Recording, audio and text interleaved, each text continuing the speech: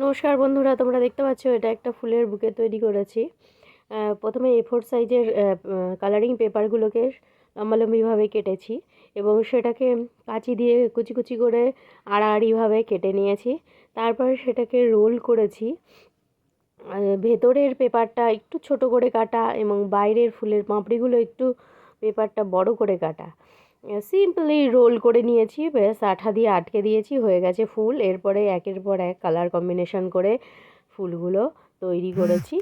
তারপরে একটা কাগজ নিয়ে সেই কাগজটাকে ঝালমুড়ি খাওয়ার ঠোঙার মতো পাকিয়ে নিয়ে তার মধ্যে ফেলে দেওয়া কিছু কাগজ দিয়ে তার ওপরে একটা সিম্পল কাগজ দিয়ে এই ফুলগুলোকে আঠা দিয়ে আটকে দিয়েছি।